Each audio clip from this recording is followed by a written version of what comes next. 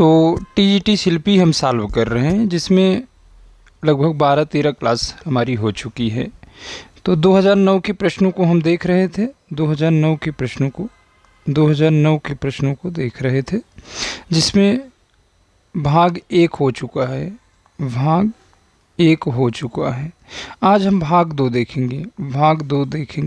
भाग 2 इसमें 80 से शायद 80 नंबर तक प्रश्न हो चुका था। अब 80 के बाद देखेंगे, 80 से 125। देखिए, हमारी तरफ से काव्यशास्त्र प्रतिदिन आपको निःशुल्क क्लास दी जाएगी। काव्यशास्त्र की प्रतिदिन निःशुल्क क्लास दी जाएगी, व्याकरण को आपको प्रतिदिन निःशुल्क क्लास दी जाएगी, भाषा विज्ञान की क्लास दी जाएगी, संस्कृत की भी क्लास हम आपको निःशुल्क ही देंगे। शिल्पी का एक सेट हम प्रतिदिन लाइव करवा रहे हैं। साप्ताहिक टेस्ट का आयोजन टॉपिक वाइज किया जाता है। टॉपिक वाइज आपके टेस्ट का आयोजन भी किया जाता है, जिसमें हर सप्ताह या तो व्याकरण पे टेस्ट होगा, या तो भाषा विज्ञान पे टेस्ट होगा, या तो काव्यशास्त्र पे टेस्ट होगा, या तो संस्कृत पे टेस्ट होगा, जिस पे आपको अभी तो 85 प्रश्न आपको मिल रहे थे। अब आगे से हमारा एप्लीकेशन बन रहा है। एप्लीकेशन बनने के बाद आपको 100 प्रश्न वहाँ मिलेंगे। सारे टेस्ट आपको निःशुल्क दिए जाएंगे, किसी भी प्रकार का कोई चार्ज आपसे नहीं लिया जाएगा। अलग से एक प्लेलिस्ट बनाई जाएगी, उसमें हम आपको पहले 1000 प्रश्न केवल काव्यशास्त्र, भाषा विज्ञान और संस्कृत पर बनाकर भेजेंगे। उस पीडीएफ को आप निकलवा सकते हैं, और उसके बाद उस प्रश्न को हम YouTube पे हल करवाएंगे और एक प्लेलिस्ट बना देंगे। उसमें आप बार बार आप अपना देखते रहिएगा, उसी से प्रश्न आपका, उसी से आपका सारा काम हो जाएगा। उससे बाहर तो हमें नहीं लग रहा है कि जाएगा। जो प्रश्न हम आपको करवा देंगे, और जो आपके नोट्स में है, नोट्स पढ़ते रहिए, उन प्रश्नों को सॉल्व करते रहिए, आपका काम हो जाएगा। काव्यशास्त्र को लेकर आपका संशय जो है हमेशा के लिए दूर हो जाएगा। तो ये सारी क्लासें निःशुल्क हैं। क्लास से जुड़ने के लिए देखिए, इस नंबर पर आप संपर्क करेंगे। यूट्यूब पर क्लास आपको नहीं मिलेगी, जो कहना है भाई साफ साफ, YouTube पे क्लास आपको नहीं मिल पाएगी। हम आपसे बार बार कह रहे हैं कि YouTube पे जो भी हो सकता है, शिल्पी वगैरह प्रश्न आपको हम सॉल्व करवा देंगे, यही हो सकता है। YouTube पे क्लास नहीं मिलेंगी। क्लास के लिए आपको दूसरी जगह जाना पड़ेगा। आप इन नंबरों पर संपर्क करेंगे तो वहाँ से हम आपको जोड़ेंगे। चलिए, जो नंबर दिया गया है 7068620242 PDF आपको हमारे हिंदी विचार ऑनलाइन ऑफिशियल प्रयागराज के नाम से एक टेलीग्राम चैनल है, उस पर सारे PDF आपको मिलेंगे। सारी क्लासें हमारे द्वारा निःशुल्क दी जा रही हैं, किसी भी प्रकार का आपसे शुल्क नहीं लिया जाएगा। हम शुरू में भी बताए थे, अब भी बता रहे हैं, ऑन रिकॉर्ड ऑन कैमरा है। केवल 4 ही चीज़ हम आपको करवाएंगे, मुख्यतः 3 चीज़ आप सब कह रहे थे, तो इसलिए हम संस्कृत को भी शामिल कर लिए हैं। संस्कृत में भी आपको संशय होता है। तो चलिए आगे बढ़ते हैं। देखिए, टीजीटी पीजीटी को लेकर एक टेस्ट का आयोजन किया जा रहा है, जिसमें आप 15 अगस्त तक आप रजिस्ट्रेशन कर सकते हैं इन नंबरों पे फ़ोन करके या व्हाट्सएप करके। जो नंबर नीचे दिया गया है, देखिए 7068620242 वही नंबर है जो दिया गया है, देखिए। और उसके बाद एग्ज़ाम आपका 16 अगस्त को दोपहर 2 बजे होगा। एग्ज़ाम आपका 16 अगस्त को दोपहर 2 बजे होगा। देखिए, जूम कर दे रहे हैं, देख लीजिए। तो 16 अगस्त को होगा। 1 से लेकर 5 स्थान प्राप्त करने वाले विद्यार्थियों को हमारी तरफ से प्रशस्ति पत्र देकर सम्मानित किया जाएगा, और सारी क्लासें उनको निःशुल्क दी जाएगी। PDF निःशुल्क दिया जाएगा, सारी चीज़ें निःशुल्क रहेंगी, किसी भी प्रकार का कोई चार्ज नहीं लगेगा। चलिए हम आगे चलते हैं। देखिए, यही है, 1 से लेकर 5 स्थान प्राप्त करने वाले विद्यार्थियों को, देखिए 1 2 3 4 5। अब अपना स्थान आप बनाइए, आपकी फ़ोटो इसमें आ सके। केवल काव्यशास्त्र पे टेस्ट होगा। 50 प्रश्न आपको दिए जाएंगे। 45 मिनट का समय आपको दिया जाएगा। 45 मिनट का समय दिया जाएगा। इसी 45 मिनट में आपको 50 प्रश्न करने होंगे। अगर आप 1 से लेकर 5वीं रैंक तक आप लाते हैं तो आपको सम्मानित किया जाएगा हमारे द्वारा। और काव्यशास्त्र, भाषा विज्ञान, व्याकरण की क्लासेस सभी के लिए निःशुल्क हैं, आपको भी दिया जाएगा। जो नए जुड़ रहे हैं भाई, चैनल को सब्सक्राइब कर लेंगे। क्लास से जुड़ने के लिए देखिए मैसेज करिए आप, तभी आप जुड़ पाएंगे, नहीं जुड़ पाएंगे। चलिए, यूट्यूब पे क्लास नहीं होती, हम आपसे बार बार बता रहे हैं। घटना चक्र की एक सीरीज हम चलाए हैं, उसमें हम घटना चक्र के प्रश्नों को सॉल्व करवा रहे हैं। अभी तक 6 क्लास हो चुकी है, तो प्लेलिस्ट बनी है, आप जाके देख सकते हैं। अब अलंकार का प्रश्न हम सॉल्व करवा देंगे आज या कल में। चलिए, झीनी बीनी चदरिया, ये 2009 में पूछा गया था। 2009 में हम 78 नंबर तक प्रश्न देख चुके थे। अब 79 79। तो अब 79 से हम शुरू किए। चलिए, झीनी बीनी चदरिया किस उपन्यासकार की। अच्छा, 1 मिनट रुकिए, बता दें। संज्ञा पहचानने में आपको दिक्कत हो रही ना। देखिए, संज्ञा पहचानने में आपको दिक्कत हो रही। संज्ञा पहचान के ट्रिक लिख लीजिए, के ट्रिक प्रतिदिन हम करवा देते हैं आपको। अभी हम लिंग का भी करवा दिए, विशेषण का भी करवा दिए, जो भी आता है सामने तो हम करवा देते हैं आपको पहचानने में। देखिए, संज्ञा पहचानने में आपको ट्रिक बता रहे हैं। किसी भी प्रकार की कोई दिक्कत नहीं होगी, कोई भी संख्या हो आप तुरंत पहचान लेंगे। बस 3 चीज़ ध्यान रखेंगे। क्रिया है ना, देखिए 1 मिनट, एक क्रिया के साथ आप बस 3 प्रश्न करिएगा। 3 प्रश्न कौन कौन सा करेंगे। एक कौन का करेंगे। कौन हमेशा, कौन का जब आप प्रश्न करेंगे तो वहाँ व्यक्ति या प्राणी का नाम आएगा। व्यक्ति या प्राणी का नाम आएगा। प्राणी मतलब जीवित प्राणी का नाम आएगा। तो दूसरा आप क्या करेंगे, क्या का प्रश्न करेंगे। क्रिया से ही करना है, सारे प्रश्न की क्रिया से ही करना है। जब क्या का प्रश्न करेंगे तो वहाँ वस्तु या पदार्थ का नाम आएगा। वस्तु या पदार्थ का नाम आएगा। इसे पहले आप लिख लेंगे कॉपी में, पेज भर जाएगा तो अगले पेज पे बताएं। फिर उसके बाद आप किसने का प्रश्न करेंगे। किसने, यही 3 प्रश्न आप करेंगे तो आपको संज्ञा तुरंत पकड़ में आ जाएगा। चलिए देखिए, ये जब किसने का प्रश्न करेंगे तो आपको स्थान पता चलेगा या जगह। तो चलिए एक एक को देखते हैं, एक एक को देख लेते हैं। संज्ञा पहचान के देखिए यही ट्रिक है। सीधा सीधा आप अपनी कॉपी में लिख लीजिए, नहीं तो परेशान होंगे। क्रिया से क्या करना है, क्रिया से प्रश्न करना है। कौन का प्रश्न करना है, क्या का प्रश्न करना है, किसने का। कौन का प्रश्न आप करेंगे तो व्यक्ति या प्राणी का नाम आएगा। क्या का प्रश्न करेंगे वस्तु या पदार्थ का नाम आएगा। किसने का प्रश्न करेंगे तो आप स्थान का नाम आएगा। चलिए आगे आपको दिखा दे रहे हैं, देखिए प्रैक्टिकल करके देख लीजिए। 1 मिनट, चलिए एक पेज और ले रहे हैं। यहाँ तक हम देख चुके थे। अब देखिए, अगर कौन का प्रश्न आप करेंगे, देखिए कौन का पहला देख रहे हैं। कौन का क्रिया से करना है, आप क्रिया से प्रश्न करेंगे। क्रिया से प्रश्न पूछना है। क्रिया तो आप पहचानते ही है ना। क्रिया, देखिए क्रिया से आप प्रश्न करिए। जैसे हम आपसे कहें कि मोहन पढ़ रहा है ना, मोहन पढ़ रहा है।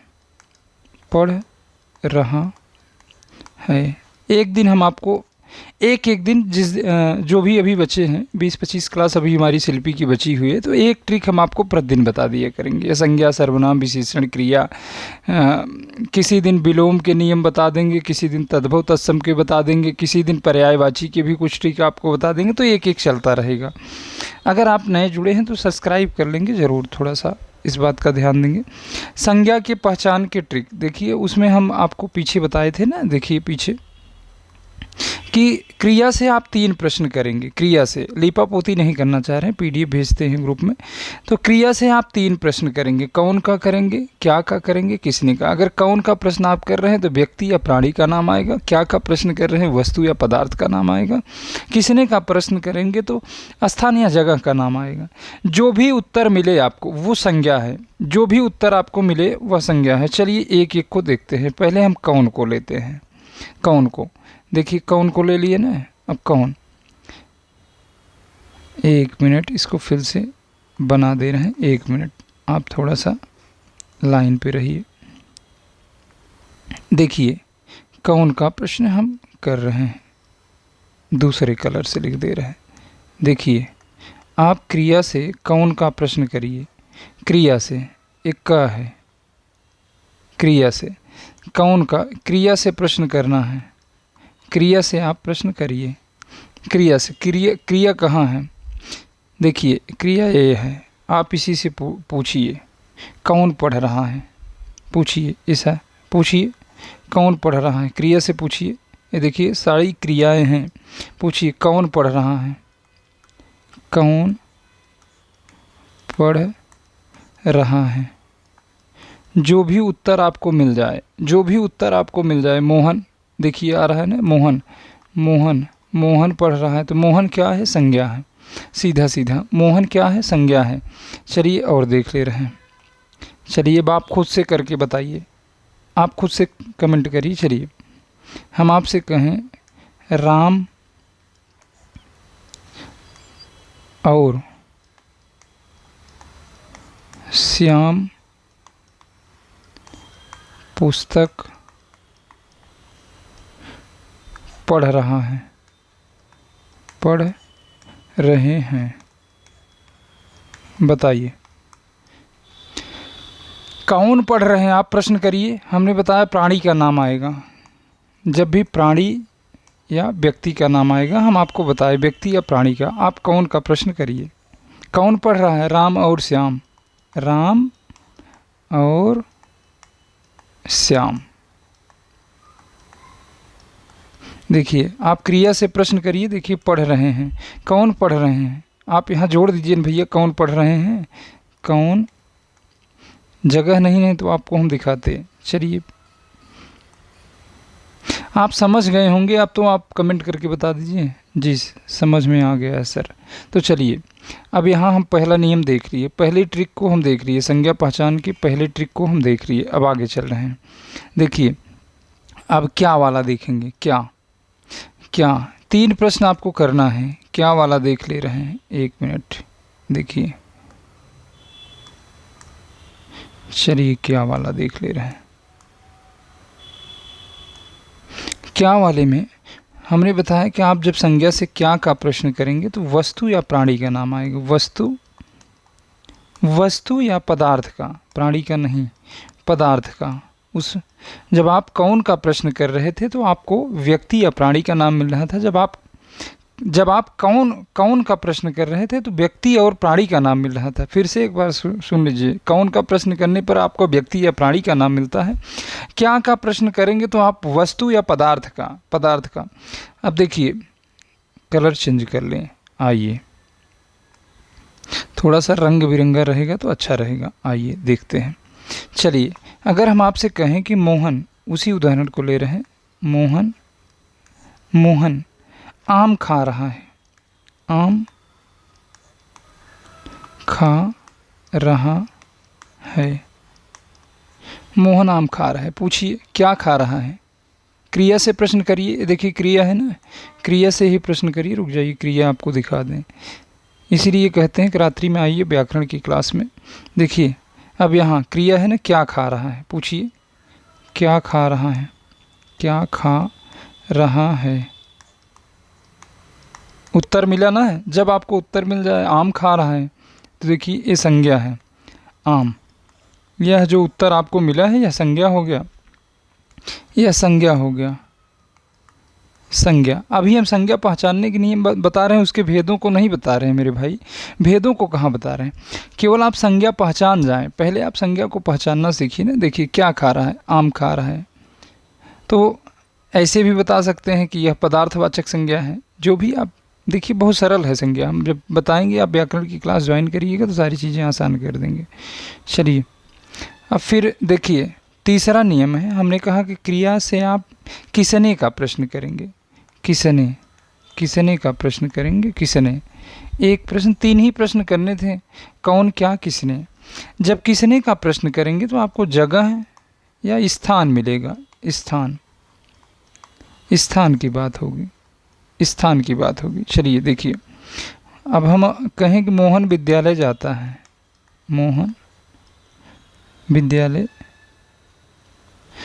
मोहन विद्यालय, बच्चे विद्यालय, मोहन विद्या। 1 मिनट, उदाहरण सरल ले रहे हैं, नहीं तो आप अभी समझने में आपको दिक्कत हो रही। चलिए कहें बच्चे, बच्चे विद्यालय जा रहे हैं, विद्यालय जा रहे हैं, जा रहे हैं। देखिए देखिए विद्यालय जा रहे हैं, 1 मिनट, विद्यालय जा रहे हैं। आप प्रश्न करिए। हमने कहा कि क्रिया से आप किसने का प्रश्न करेंगे। करिए करिए आप। अरे भाई किस किस पूछिए किस स्थान पर जा रहे हैं, पूछिए क्रिया से, पूछिए, लिखिए किस स्थान पर जा रहे हैं, किस स्थान पर, स्थान, स्थान कर लीजिएगा, स्थान पर जा रहे हैं, जा रहे हैं। देखिए किस स्थान पर जा रहे हैं, पूछिए बच्चे किस स्थान पर जा रहे हैं, या मोहन किस स्थान पर जा रहा है भैया, आप पूछिए मोहन किस स्थान पे जा रहा है, बच्चे किस स्थान पे जा रहे हैं, पूछिए। एक बार प्रश्न पूछ के देखिए अपने आप से,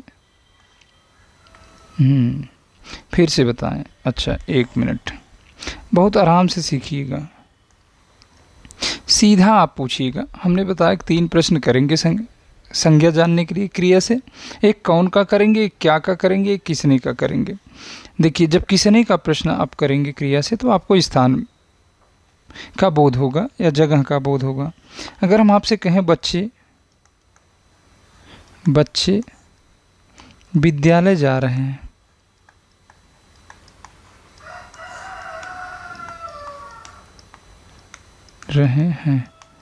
अब पता करिए बच्चे कहाँ जा रहे हैं, किस स्थान पर जा रहे हैं। तो पूछिए बच्चे किस स्थान पर जा रहे हैं, प्रश्न करिए बच्चे, बच्चे किस स्थान पर जा रहे हैं, स्थान, 1 मिनट,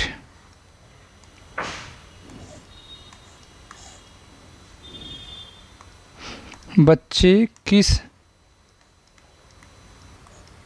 स्थान पर, स्थान पर जा रहे हैं, जा रहे हैं। अब देखिए उत्तर मिला ना, विद्यालय जा रहे हैं। बच्चे किस स्थान पर जा रहे हैं, विद्यालय, विद्यालय स्थान ही ना जहाँ हम लोग एकत्रित होते हैं। देखिए तो उत्तर आपको मिल गया। तो आप संज्ञा पहचानने के लिए बस यही 3 ट्रिक आप अपनाइए। कहाँ जा रहे हैं, किस स्थान पर जा रहे हैं, किस शब्द का प्रयोग कर लेंगे, क्रिया से पूछ लेंगे। स्थान जानने के लिए आप क्रिया से किसने का प्रश्न करेंगे या किस का प्रश्न करेंगे, किस जगह। ये देखिए इसीलिए तो हमने ऊपर स्पष्टीकरण में सारी चीज़ें लिख दी ना, किस स्थान पर जा रहे हैं या किस जगह जा रहे हैं। क्रिया से यही पूछना है, किसने। देखिए भैया ऊपर देखिए, यहाँ देखिए, ये हमने लिखा है ना, बस क्रिया से आपको पूछना है किस जगह जा रहे हैं या किस स्थान पे जा रहे हैं। बस सीधा प्रश्न कर लीजिएगा। देखिए किस स्थान पे जा रहे हैं, जब हमने पूछा देखिए ये है ना, किस स्थान पे जा रहे हैं, तो सीधा उत्तर मिला। देखिए विद्यालय जा रहे हैं, किस जगह जा रहे हैं, विद्यालय जा रहे हैं। तो बस केवल 3 ही प्रश्न करने हैं। चलिए हम आगे चलते हैं, आगे चलते हैं। बस यहाँ तक कोई दिक्कत हो तो आप बताइए हमें।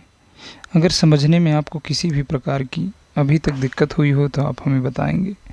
चलिए चलिए आगे चल रहे हैं।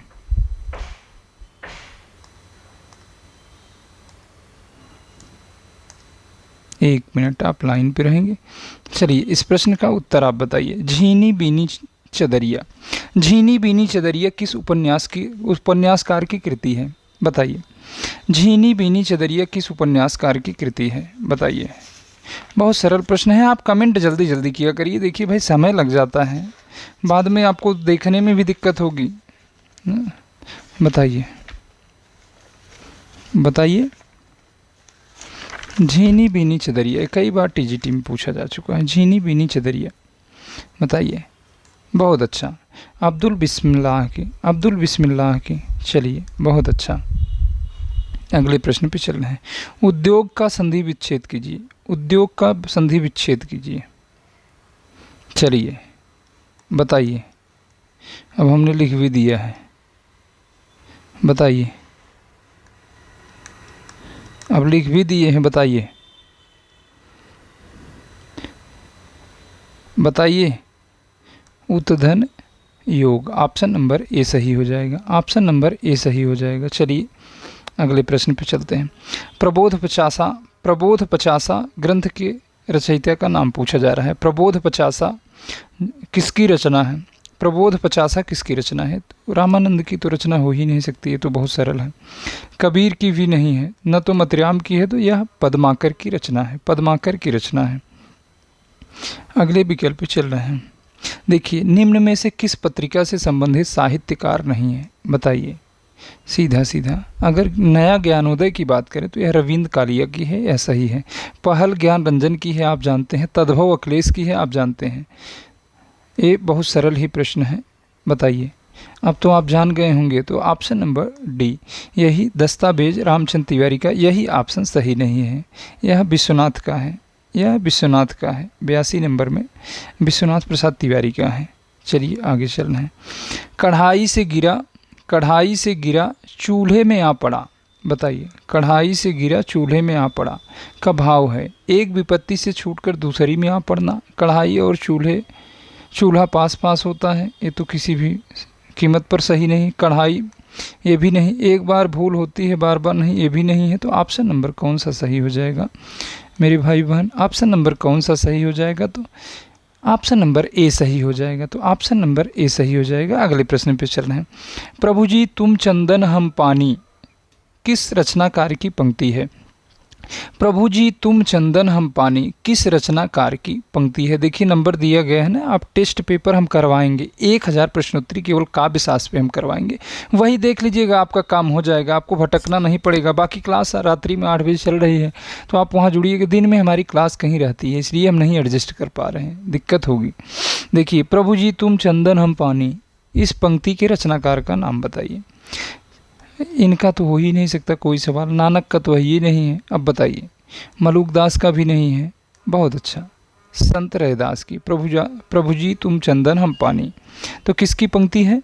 यह रैदास की पंक्ति है। मेरे भाई अगर आप लोग जुड़े हैं तो कमेंट जरूर कर दिया करिए ना, जो इसके बाद भी देखेंगे। मान लीजिए जो लाइव नहीं पा रहे हैं, अगर आपको अच्छा लगता है तो आप कमेंट में बता दिया करिए ना, चीज़ें स्पष्ट हो जाओ करें, तो फिर मन भी लगता है कि अगर आप लोगों का रिस्पांस आता है तो मन भी लगता है। चलिए 84 नंबर पे 85, कलश का बताइए। कलश का पर्याय, कलश का पर्याय बताना है आपको। कलश का पर्यायवाची, चलिए बताइए भी, चलिए बताइए। बहुत सरल प्रश्न है। कलश का पर्याय क्या है बताइए? कलश का पर्याय ऑप्शन नंबर बी सही हो जाएगा, कुंभ। बहुत अच्छा, अर्चना श्रीवास्तव, बहुत अच्छा, बहुत अच्छा, आपने पकड़ लिया। चलिए अगले प्रश्न पे चलते हैं। नाटक के लिए रंगमंच होना चाहिए, नाटक के लिए रंगमंच होना चाहिए, रंगमंच के लिए नाटक नहीं। यह कथन किसका है? नाटक के लिए रंगमंच होना चाहिए, रंगमंच के लिए नाटक नहीं। नाटक के लिए रंगमंच होना चाहिए, रंगमंच के लिए नाटक नहीं। किसका कथन है? तो यह भैया लिख लीजिएगा, टीजीटी में एक बार अभी तक यह प्रश्न पूछा जा चुका है, टीजीटी में 2009 में। तो यह किसका कथन है? तो यह जयशंकर प्रसाद का कथन है। आप लिख लेंगे 86 नंबर प्रश्न में आप जयशंकर प्रसाद लगा लेंगे, जयशंकर प्रसाद। अगले प्रश्न पे चल रहे हैं। सांप्रदायिक समस्या पर लिखा गया उपन्यास कौन सा है? सांप्रदायिक, बताइए। सांप्रदायिक समस्या पर लिखा गया उपन्यास पूछा जा रहा है, बताइए। सांप्रदायिक समस्या पर लिखा गया उपन्यास। बहुत सरल प्रश्न है, बहुत सरल प्रश्न है, बहुत ही सरल प्रश्न है, बताइए। तमस, बहुत अच्छा, बहुत अच्छा। राहुल बिंद, बहुत अच्छा भैया। चल रहे हैं आगे अगले प्रश्न पे।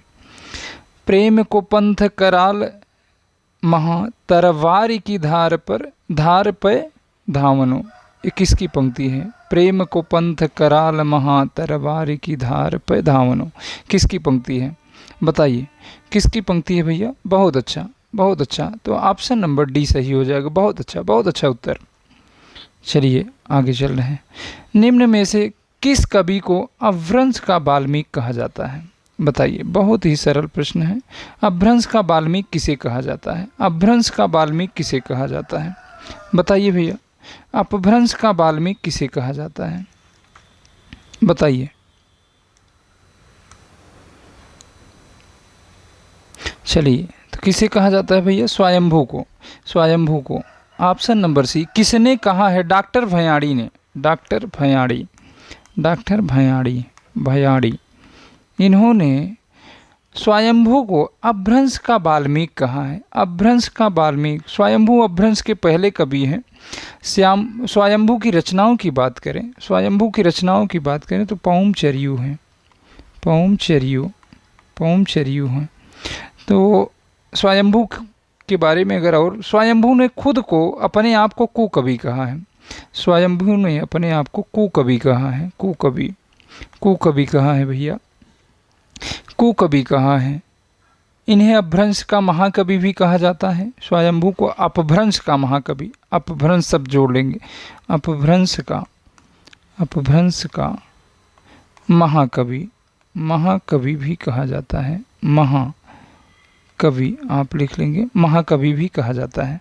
और बता दें कुछ, डॉक्टर रामकुमार वर्मा इन्हें हिंदी का प्रथम कवि माना है। स्वयंभू को डॉक्टर रामकुमार वर्मा ने हिंदी का पहला कवि माना है। डॉक्टर रामकुमार वर्मा ने इन्हें हिंदी का पहला कवि माना है। और अच्छा, हेमचंद के बारे में एक मिनट बता दे रहे हैं। हेमचंद की बात करें तो हेमचंद की बात करें तो इनका मूल नाम चंगदेव था। चंगदेव, ये बार बार पूछा जाता है, चंगदेव बहुत लोकप्रिय प्रश्न है छोटे एग्जामों का। चंगदेव। इनके उपनामों की बात करें, यह मूल नाम था, मूल नाम। उसके बाद उपनामों की बात करें तो उपनाम इनके दो, आप ले लीजिए दो। अपभ्रंश का पाणिनि इनको कहा जाता था, अपभ्रंश का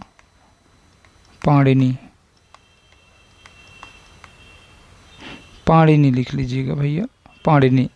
उसके बाद प्राकृत का पाणिनि भी इन्हें कहा जाता था, प्राकृत का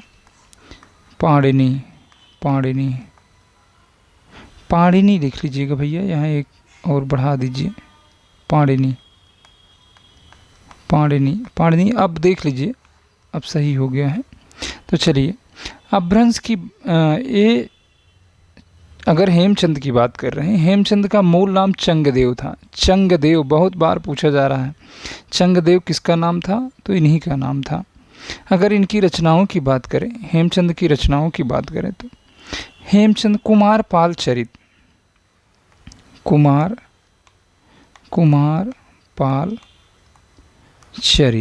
एक रचना तो ये हो गई कुमारपाल चरित। और दूसरा छंदानुशासन, छंदानुशासन एक ये हो गया। एक तो प्राकृत व्याकरण हो गया, प्राकृत व्याकरण हो गया। और इनकी रचनाओं की सिद्ध हेमचंद शब्दानुशासन। एक इनका एक ग्रंथ और है, योग शास्त्र आप लिख लीजिएगा, योग शास्त्र। तो चलिए आगे चलते हैं। अब अगले प्रश्न को देखते हैं। आप यहाँ तक कर लेंगे, एक ही खींच दे। चलिए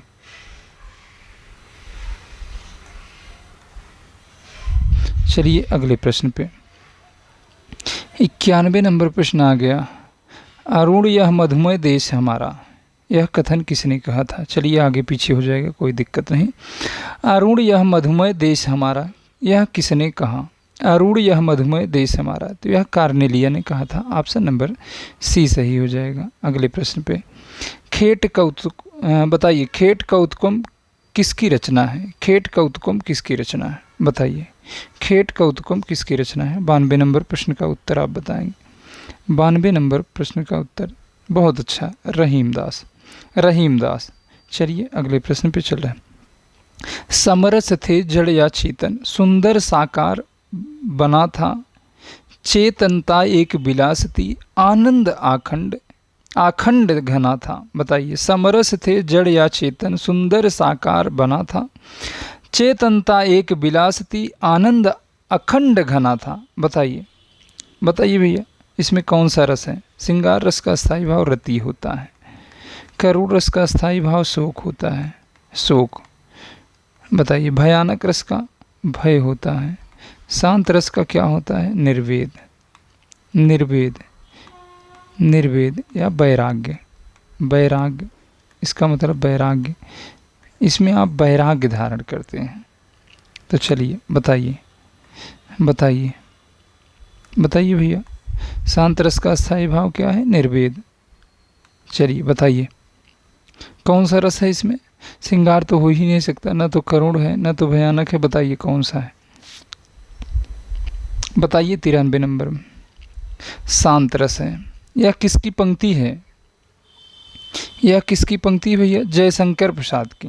जयशंकर प्रसाद की पंक्ति है, प्रसाद की पंक्ति है। चलिए अगले प्रश्न पे चलते हैं।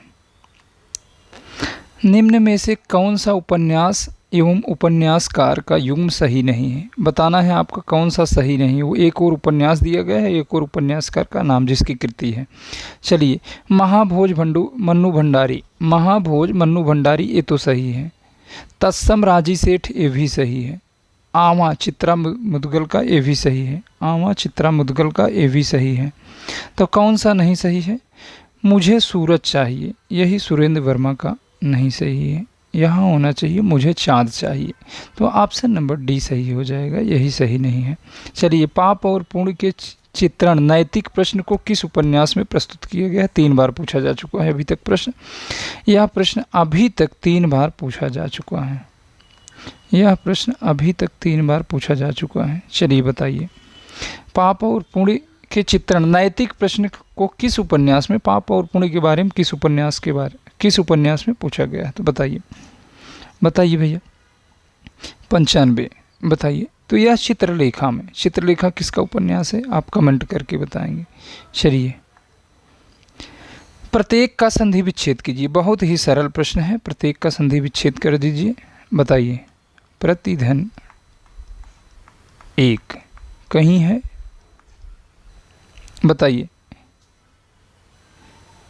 बताइए कहीं है? तो ऑप्शन नंबर बी सही हो जाएगा। बहुत अच्छा। अगले प्रश्न पे, किस शब्द में आ उपसर्ग है? बताइए, आ उपसर्ग को निकालना है। चलिए निकालते हैं, यहाँ से शुरू करते हैं। अन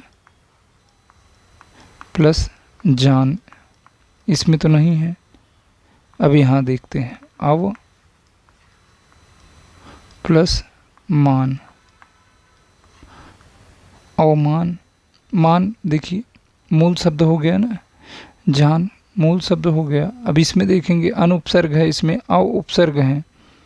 अब देखिए अगले पे चल रहे हैं। देखिए अभियान, 1 मिनट,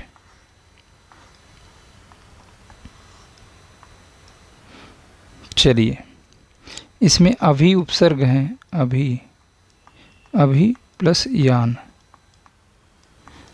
देखिए अब इसका मूल शब्द निकालिए, अ प्लस भाव। तो अ उपसर्ग पूछा जा रहा है, तो अ उपसर्ग सी, ऑप्शन नंबर सी सही हो जाएगा। अगले प्रश्न पे, बिहारी हिंदी की बोली का नाम है। बिहार में कौन कौन सी बोली बोली जाती है? अवधी नहीं बोली जाती है, गलत। बताइए,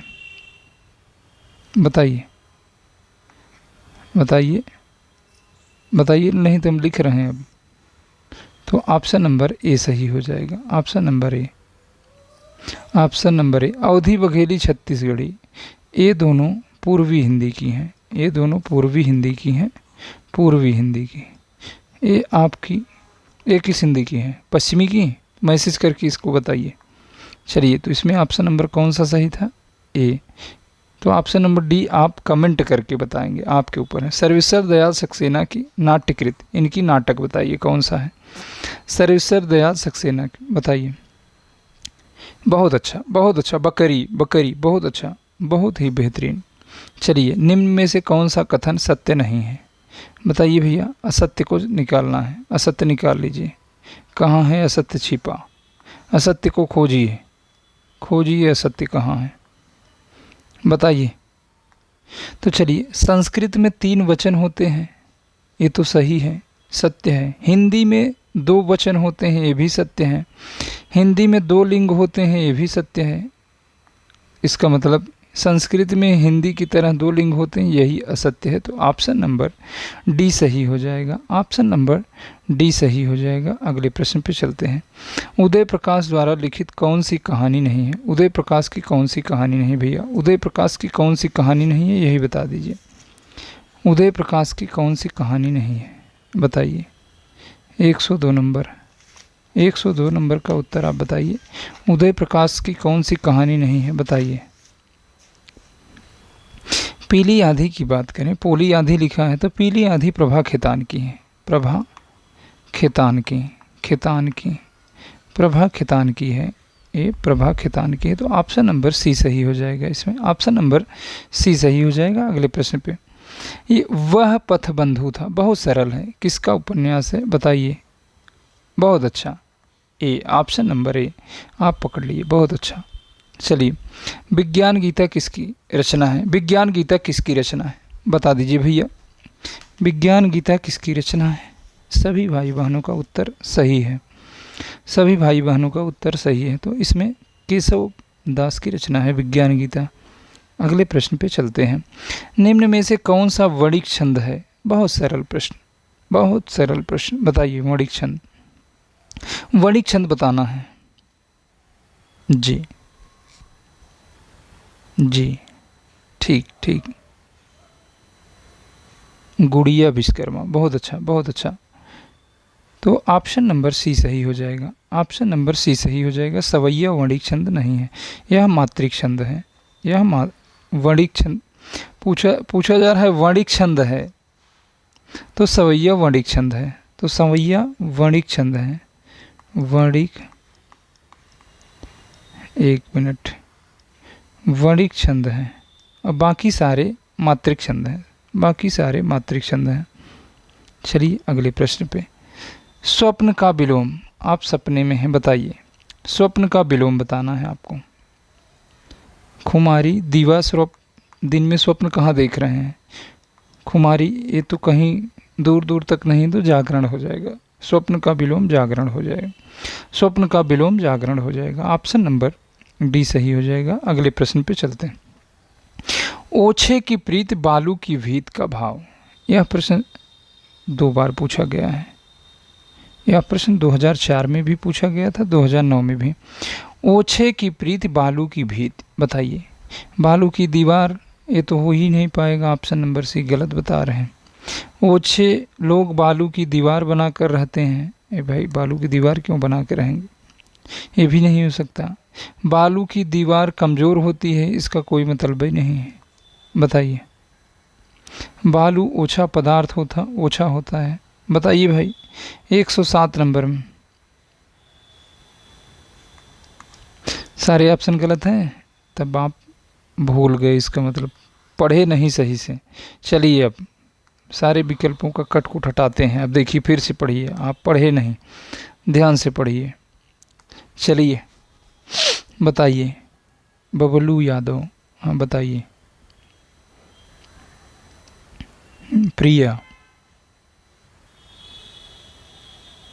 चलिए, बालू की दीवार की भांति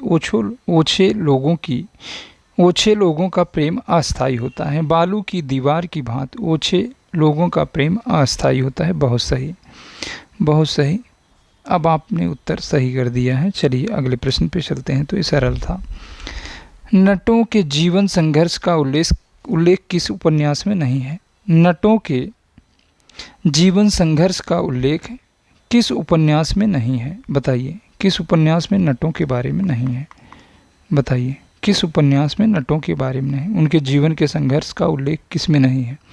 नटों के जीवन के संघर्ष का उल्लेख किस उपन्यास में नहीं है? तो ये सारे जितने उपन्यास दिख रहे हैं सभी में है, सेवा सदन को छोड़कर, सेवा सदन में नहीं है, तो सेवा सदन में नहीं है। चलिए, आदिकाल को प्रारंभिक काल नाम किसने दिया, बताइए। जब विकल्प नहीं है तो विकल्प के अनुसार ही चुनना है आपको, बताइए। अब इसमें कौन सा विकल्प अच्छा होगा? मिस्र बंधुओं ने तो आरंभिक काल कहा है। चलिए, तो ऑप्शन नंबर बी को ही लगाएंगे, हम प्रश्न को छोड़ के नहीं आएंगे। चलिए अगले प्रश्न पे, अधिकार खोकर बैठना यह महादुष्कर्म है, अधिकार खोकर बैठना यह महादुष्कर्म है, इस पंक्ति के रचयिता बताइए, इस पंक्ति के रचयिता बताइए। अधिकार खोकर बैठना यह महादुष्कर्म है, तो रचना भी बता दे रहे हैं, जयद्रथ से है, जयद्रथ वध से है यह पंक्ति, जयद्रथ वध से यह पंक्ति है, बताइए। जयद्रथ वध किसकी रचना है? तो मैथिली शरण गुप्त की। ऑप्शन नंबर बी सही हो जाएगा, ऑप्शन नंबर बी सही हो जाएगा। अगले प्रश्न पे चलते हैं। वागार्थ पत्रिका कहाँ से प्रकाशित होती थी? वागार्थ पत्रिका कहाँ से प्रकाशित होती थी? बहुत अच्छा, दिनेश कुमार, बहुत अच्छा, कोलकाता से, वागार्थ कोलकाता से। अगले प्रश्न पे चल रहे हैं। हम बिस्पाई जन्म के, बताइए आपने कभी सुमित्रा कुमारी चौहान का पढ़ा है हम बिस्पाई जन्म के? तो कैसे ये सही होगा? रामनरेश त्रिपाठी का? चलिए ऑप्शन नंबर सी। निम्न में से कौन किसके लिए प्रसिद्ध नहीं है? बताना है कौन किसके लिए प्रसिद्ध नहीं, उनकी उपाधि दी गई है, उनके बारे में बताया गया है, बताइए। जो भी चीज़ें हैं आप देखिए प्रश्न को। चलिए, कौन किसके लिए प्रसिद्ध नहीं है? नहीं पूछा जा रहा है नहीं। उपमा के लिए तो कालिदास प्रसिद्ध थे, करुणा के लिए भवभूत प्रसिद्ध थे, ये भी सही है। अलंकार के लिए भामा अलंकार संप्रदाय के प्रवर्तक ही थे। भाई भामा अलंकार संप्रदाय के ये तो प्रवर्तक ही थे, ये तो प्रवर्तक ही थे ना, प्रवर्तक। इतना है, तय कर लीजिएगा। थोड़ा सा तबीयत नहीं सही है तो आप लिख रहे हैं वक्रोक्त, यही ऑप्शन नंबर डी कुंतक का है, ये क्षेमेंद्र का नहीं है, कुंतक का है, तो इसे आप सही कर लेंगे। यह किसका है? कुंतक का है। चलिए अगले प्रश्न पे चलते हैं। 113 आप देखिए, 125 13 10 23 15 प्रश्नों में देख रहे हैं किसका सही हो रहा। चलिए 10 12 13 प्रश्न बचे हैं। राधा वल्लभ संप्रदाय का प्रवर्तन किसने किया? राधा वल्लभ संप्रदाय का प्रवर्तन किसने किया? राधा वल्लभ संप्रदाय का प्रवर्तन किसने किया? बहुत अच्छा, हित हरिवंश। आप देखते हैं किसका गलत होता है। चलिए हित हरिवंश। अहेतुक का शुद्ध रूप लिखिए। अहेतुक का शुद्ध रूप लिखना है आपको, अहेतुक का शुद्ध रूप लिखना है। बताइए अहेतुक का शुद्ध रूप, शुद्ध करना है मेरे भाई, शुद्ध करो।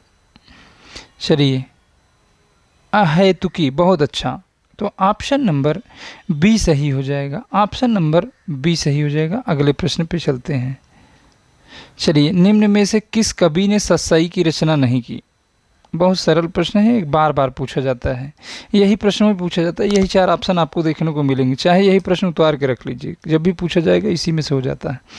बताइए मतीराम सत्सई आप पढ़े हैं? मतीराम। बिहारी सत्सई पढ़े हैं, बृंद सत्सई पढ़े हैं, सेनापत सत्सई आप कभी पढ़े हैं? तो ऑप्शन नंबर बी सही हो जाएगा, बृंद लगा रहे हैं। चलिए निम्नलिखित में से द्वंद्व समास बताइए। बहुत अच्छा, तो पाप और पुण्य में द्वंद्व समास है, योजक चिन्ह से आप पहचान लिए। चलिए महाप्राण ध्वनियाँ व्यंजन वर्ग में किससे संबंधित है? बताइए। महाप्राण ध्वनि दूसरा और चौथा होता है, दूसरा और चौथा कहाँ है दूसरा और चौथा? तो ऑप्शन नंबर सी सही हो जाएगा। चलिए ऑप्शन नंबर सी सही हो जाएगा। आगे बताइए, आगे बताइए। 119 120 5 2 5 1 6 प्रश्न बचे हैं। चलिए जो शीघ्र ही किसी बात या युक्ति को सोच ले, जो शीघ्र ही किसी बात या युक्ति को सोच ले, जो शीघ्र ही किसी बात या युक्ति को सोच ले, जो शीघ्र ही किसी बात या युक्ति को सोच ले, बताइए। बहुत अच्छा, तो ऑप्शन नंबर सी सही हो जाएगा, ऑप्शन नंबर सी सही हो जाएगा। चलिए 120 अंजो दीदी किस विधा की रचना है? बताइए अंजो दीदी किस विधा की रचना है? इसमें 2 अंक हैं, अंजो दीदी में 2 अंक हैं। यह अस्क का है, उपेंद्र नाथ अस्क का, उपेंद्र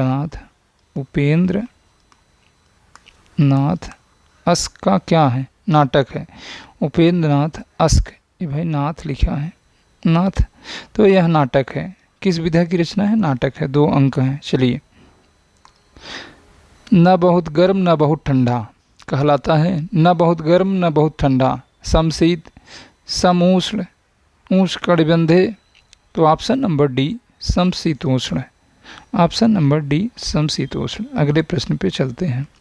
चलिए निम्न में से दलित आत्मकथा नहीं है, बताइए। दलित आत्मकथा नहीं है, बताइए। आप भी बता दे रहे हैं कि इसमें एक निबंध है, पकड़ लीजिए। जूठन भी है, तिरस्कृत है, अपने अपने पिंजरे भी है, तो यह निबंध है, यह निबंध है, गुलाब राय का निबंध है, गुलाब राय का निबंध है, मेरी असफलताएं, गुलाब राय का निबंध है, यही आत्मकथा नहीं है।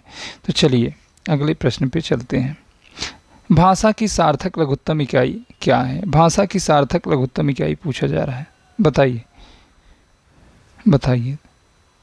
तो ध्वनि हो जाएगा, ऑप्शन नंबर सी हो जाएगा, ध्वनि। भाषा की सार्थक लघुत्तम इकाई को ध्वनि कहते हैं। चलिए, जब ये ध्वनि नहीं रहेगा विकल्प में तब आप अन्य विकल्पों का चुनाव करेंगे। चलिए, शिवराजभूषण ग्रंथ में किसका विवेचन मिलता है? शिवराजभूषण में किसका विवेचन मिलता है? तो अलंकारों का विवेचन मिलता है, अलंकारों का विवेचन मिलता है।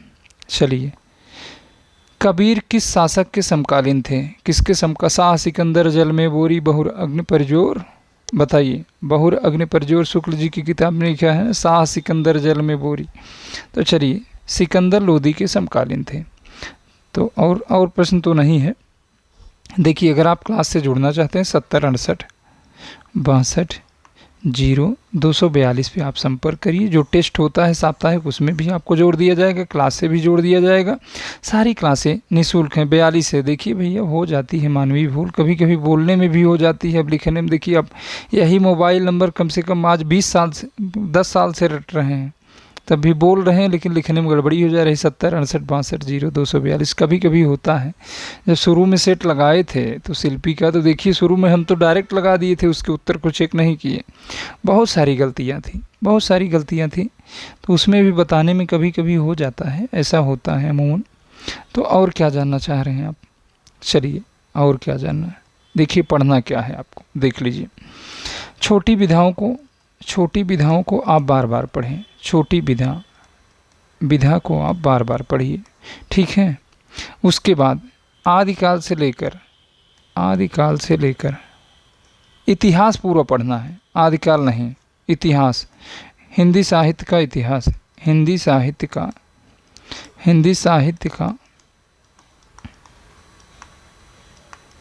इतिहास, हिंदी साहित्य का इतिहास आपको पूरा पढ़ना है। फिर उसके बाद छोटी विधा बता दी। फिर व्याकरण पढ़ना है, व्याकरण, इसी से सबसे ज़्यादा प्रश्न आएगा, व्याकरण। फिर काव्य शास्त्र, फिर भाषा विज्ञान। 2 प्रश्न तो यहाँ से हो ही जाएगा। विज्ञान, चूँकि प्रश्नों की संख्या अब घट गई है तो 90 ही प्रश्न आने हैं, तो भाषा विज्ञान। अब इसके बाद संस्कृत 5 से 7 प्रश्न यहाँ से भी आएंगे संस्कृत से। और कुछ जानना चाह रहे हैं? चलिए देख लीजिए। इस बार देखिए भैया, मामला ये चल रहा है 50% वाला। देखिए, 50% वाला अभी तो यहाँ आपका लोक सेवा आयोग ने 50% लगा दी है। अगर आपके 50% रहेंगे, 50% ग्रेजुएशन में रहेगा तभी आप फॉर्म डाल पाएंगे। 50%, ठीक है। दूसरी बात, इस बार 90 प्रश्न आपके विषय के आएंगे प्लस 30 प्रश्न जीएस के आएंगे, जो कि सिलेबस जारी कर दिया गया है। सिलेबस के अनुसार आप पढ़ते रहिए। तीसरी बात, निगेटिव मार्किंग रहेगी, निगेटिव मार्किंग रहेगी, ठीक है, निगेटिव मार्किंग रहेगी। फिर 1/3 की रहेगी, 1/3 की वैकेंसी आपको बहुत जल्द हो सकता है, किसी 15 अगस्त के आसपास ही, इसी के आसपास हमें लग रहा है कि पूरी उम्मीद है नियमावली आ जाए। नियमावली के बाद आपकी वैकेंसी आ जाएगी, नियमावली के बाद ही वैकेंसी आ जाएगी, बस तुरंत आ जाएगी। एग्ज़ाम आपका नवंबर या दिसंबर लास्ट, दिसंबर लास्ट मान के चलिए, दिसंबर लास्ट। नवंबर में तो मुश्किल है, दिसंबर मान के चलिए, दिसंबर में आपका एग्ज़ाम हो जाना चाहिए। तो आप अच्छे से तैयारी करिए। कौन सी बुक पढ़ें? देखिए, बुक के लिए आपको वासुदेव नंदन प्रसाद की एक व्याकरण की बुक आती है, उसी को पढ़िए। 50 बुक मत पढ़िए, मेरे प्रभु, नहीं तो आप परेशान होंगे। वासुदेव नंदन प्रसाद, और व्याकरण में जो आपके पास नोट्स है वो नोट्स पढ़िए। अब पुनीत राय गोविंद पांडे, देखिए इतना लिखा है, पुनीत राय और गोविंद पांडे, गोविंद वही सरस्वती पांडे, दोनों नाम लिखा रहता है, गोविंद पांडे। तो ये 2 बुक आप बार बार पढ़ेंगे। ये दोनों बुक आप बार बार पढ़ेंगे। सीधा आप नोट्स पढ़ रहे हैं या क्या कर रहे हैं उससे मतलब नहीं है। ये 2 बुक आप बार बार पढ़ेंगे। 2 बुक जब तक आप नहीं पढ़ेंगे चयन मुश्किल हो जाएगा। मैं गारंटी के साथ कह रहा हूँ, चयन मुश्किल हो जाएगा। ये दो बुक आपको पढ़ना है। और बच्चन सिंह, शुक्ल, इन सबको नहीं पढ़ना है। आप कहाँ पढ़ पाएंगे? अभी तक नहीं पढ़ पाए तो आप कहाँ पढ़ पाएंगे? चलिए आगे देखिए। उसके बाद घटना देखिए घटना चक्र का एक प्रैक्टिस सेट आता है। घटना चक्र एक हमारी सीरीज भी चल रही है, घटना चक्र और यूथ। यही दो आप सॉल्व करेंगे, बहुत ज़्यादा नहीं, बहुत ज़्यादा प्रश्नों को नहीं सॉल्व करना है, बस यही सॉल्व कर लीजिए, पर्याप्त है। टीजीटी के लिए तो एकदम पर्याप्त है, पीजीटी के लिए पर्याप्त है, कोई भी एग्ज़ाम आप दे रहे हैं पर्याप्त है, आपको दिक्कत नहीं होगी। आप एक ही किताब को 10 बार पढ़िए, 10 किताब को एक एक बार मत पढ़िए 10 बार, नहीं तो देखिए आपकी पकड़ नहीं हो पाएगी। एक किताब को 10 बार पढ़ लेंगे तो ये नहीं है, अगर 3 ऑप्शन आपको पता हो जाएगा तो चौथा तो वही है मेरे भाई, 3 ऑप्शन आपको पता हो जाएगा। व्याकरण में आपको बहुत ध्यान देना है, पर्यायवाची, विलोम, सार्थक, ये जो भी एकार्थी, अनेकार्थी, सरल वाक्य, संयुक्त वाक्य, मिश्र वाक्य, इन सब पे बहुत ध्यान देना है। और कोई दिक्कत, देखिए घटना चक्र की सीरीज हमारी चल रही है, आप घटना चक्र की जो सीरीज चल रही है ना, वो उसमें आपको अभी तक हम रस के प्रश्नों को करवा दिए हैं, अलंकार के प्रश्न हम कल करवा देंगे, अलंकार के प्रश्न कल हम करवा देंगे। कोशिश हमारी यही है कि हम कल अलंकार के प्रश्नों को सॉल्व करवा देंगे, जो भी कुछ रहेगा। फिर उसके बाद अलंकार के बाद जो आगे बढ़ेंगे, काव्य गुण, काव्य दोष, इसी तरह से हम काव्य शास्त्र के प्रश्नों को सॉल्व करवा देंगे। उसके बाद एक हम साहित्य भी करवा देंगे, साहित्य के भी प्रश्नों को चलिए हम करवा देंगे, कोई दिक्कत नहीं, धीरे धीरे करवा देंगे, समय लगेगा।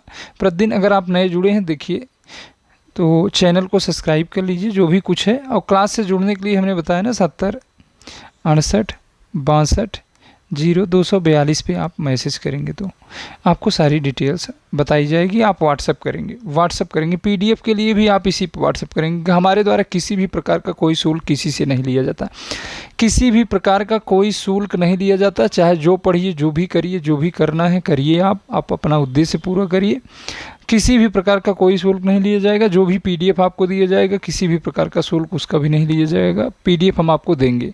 काव्य लक्षण को लेकर आप परेशान रहते हैं, भाषा विज्ञान को लेकर परेशान रहते हैं, काव्य हेतु को लेकर, शब्द शक्ति को लेकर, सारी पीडीएफ हम देंगे, सारे पीडीएफ देंगे, किसी भी प्रकार की आपको दिक्कत नहीं, सारी चीज़ें निःशुल्क रहेंगी, सारी चीज़ें, किसी चीज़ का शुल्क नहीं लगेगा। एप्लीकेशन हमारा बन रहा है, ऐप हमारा बन रहा है, आगे से क्लास वहाँ होगी। तो चलिए आज के लिए बस इतना है, धन्यवाद आप सभी का। अंत में आप बताइएगा, कभी कभी क्या होता है ना कि मानवीय भूल हो जाती है, हम बताते कुछ और हैं, बताने के चक्कर में आपको किसी प्रश्न का उत्तर गलत बता दिए, तो जब हम रिव्यू करते हैं या आप बताते हैं, कभी कभी आप भी बताते हैं ना कि ये प्रश्न गलत है, तो हम तब उस प्रश्न को देख लेते हैं कि आप कमेंट करके बता दिया करिए कि सर इस प्रश्न में हमको संशय है, तो उस प्रश्न को हम देख लेंगे, प्रश्न तो नंबर से रहता है, तो बाद में हम कमेंट बॉक्स में उसको पिन कर देते हैं, तो आप देख लिया करिए उत्तर, कमेंट बॉक्स में नीचे एक कमेंट का बॉक्स बना होता है, उसमें हम पिन कर देते हैं, तो हमारा मैसेज सबसे ऊपर दिखेगा, तो कमेंट बॉक्स में पिन कर देते हैं। कभी कभी मानवीय भूल हो जाती है, आप ही गए थे 125 प्रश्न थे, तो देखिए आप इतना ज़्यादा मानवीय भूल कर दिए थे कि 110-12 ही आपके सही हो पाए थे, तो ऐसा कभी कभी हो जाता है, हमेशा नहीं होता, कभी कभी भाई हो जाता है। चलिए आज के लिए बस इतना ही, आप सभी का धन्यवाद।